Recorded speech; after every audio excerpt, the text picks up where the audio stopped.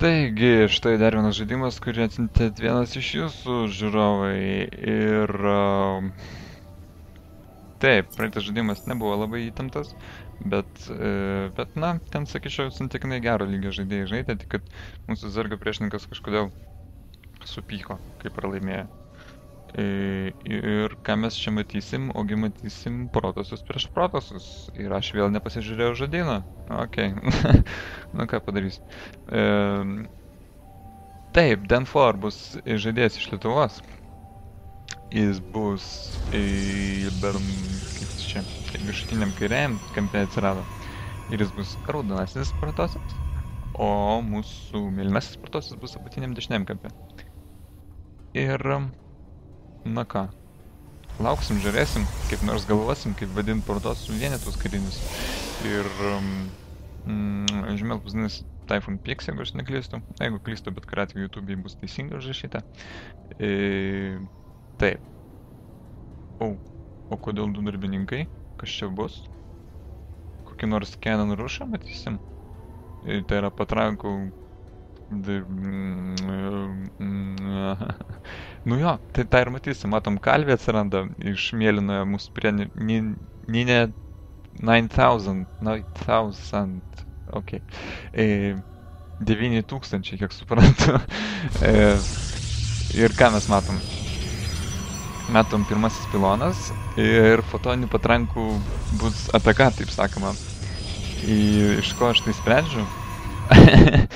Kalvė dažniausiai reiškia tai, kad na, bet kuriuo atveju bus fotoninės patrankos. Štai matom, darbininkai yra atitraukiami ir štai matom pirmoji patranka ir kai tik bus 100 mineralų atsiras ir antroji patranka, matom, Dan4 visas pajėgas savo darbininkų atitraukia, kad sunaikint šitą viską, nes jeigu susiformuos tas patrankos, tai bus žiauriai riesta, iš tikrųjų, patikėkit.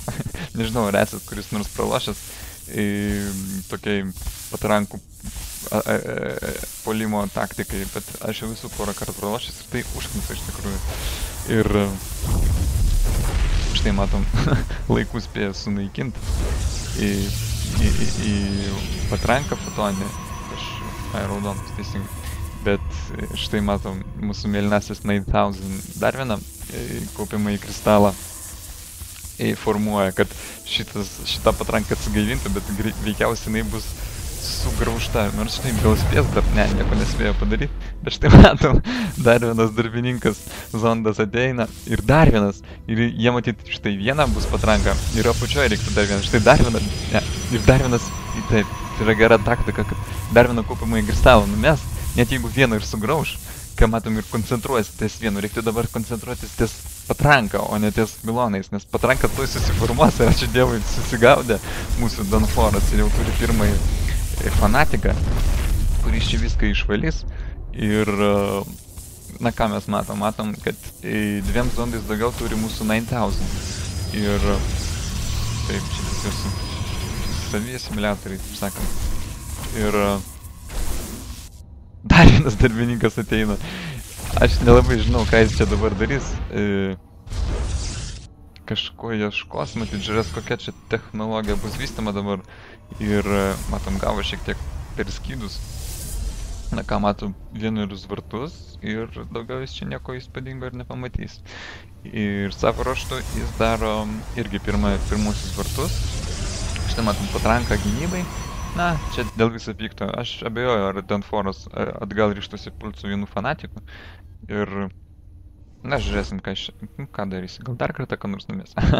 Ne, Dan4 jau ieško, nes jis jau žino, kad čia menki jokai, taip sakant. Bet matom, 9000, aš žiūrim, ar pabėgs toli. Dar vienas darbininkas.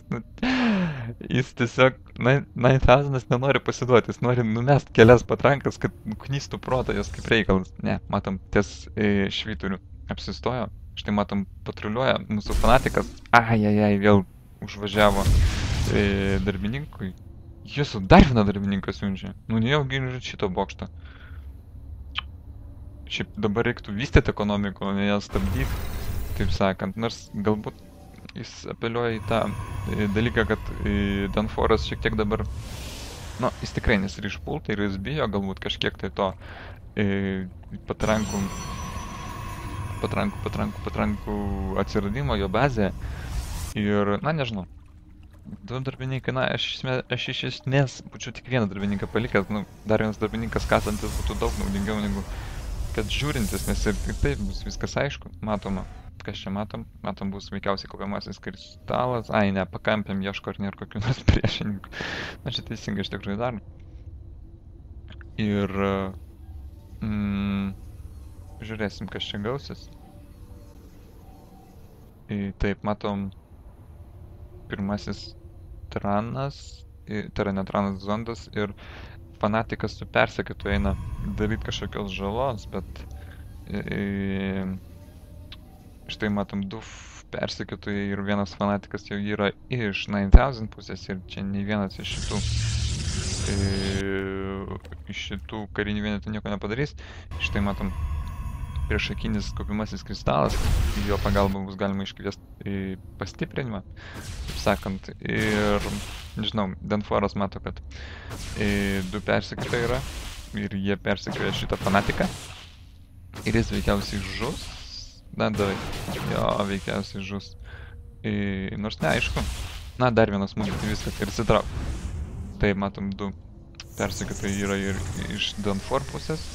Tuo tarpu matom 4 vartų vystymo kryptį pasirinko Danforas, tai yra faktiškai standartinis vystymo būdas. Štai matom, kaip čia įdomiai padarė iš tikrųjų. Danforas numetė, netgi 2 kaupiamosius kristalus ir matyt norėjo spinduliuoti kažkokią kariuomenę. Na, aišku, jis daug labai neturėjo resursų, kad galėtų ką nors spinduliuoti. Na, bet kuriuo atveju. Štai matom, jau yra ir sargybiniai, 2 fanatikai ir 2 persekiotojai. Ir, na, iš 9000 pusės yra daugybė persekiotojų. Ir irgi matom, jis veikiausiai darys 4 vartų vystymo kryptį savo protosų. Taip, protosams. Ir žiūrėsim. Kas čia gausis? Vienas fanatikas. Na, kažkiek laiko laimės šitie sargybiniai. Nors nežinau, kas čia dabar bus iš tikrųjų. Ką mes matom besiformuojant? Matom robotų gamyklą. O pas yra Twilight Council, aišku. Tai žiūrėsim, kas čia bus. Nežinau dabar. Ar verta pult iš tikrųjų 9000, nes čia santykinai, nu, dabar jau tikrai nebloga tokia armija. Aišku,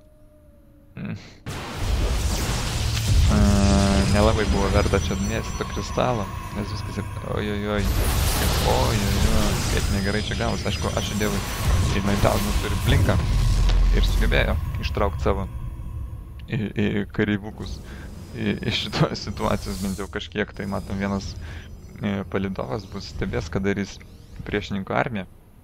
Štai matom, daugybė jau persekiotojų atsirado. Ir taip, vienas fanatikas stengsis pramušti kelią. Taip, vienas jėgos laukas blokuoja rampą. Kiek čia mūsų turi? Netgi 3 yra. Sargybiniai, bet štai su blinku sugebėjo 9000 užlipti į Danforo bazę.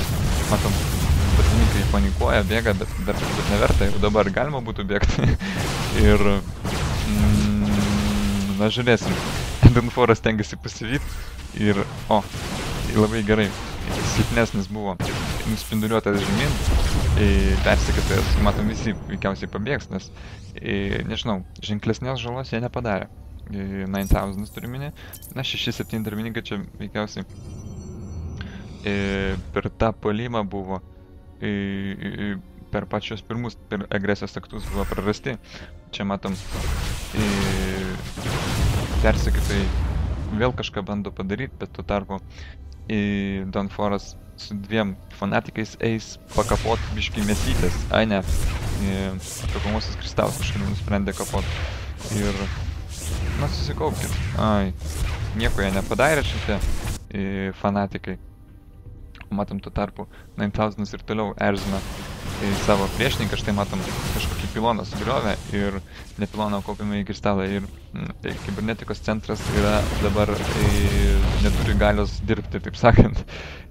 O jis negali dirbti ir negali, vadinasi, o ką jis negali? Jis nieko, jis viską jau padarė, ką jis turėjo padaryti. Ir taip, žiūrėsim, kas čia dabar bus.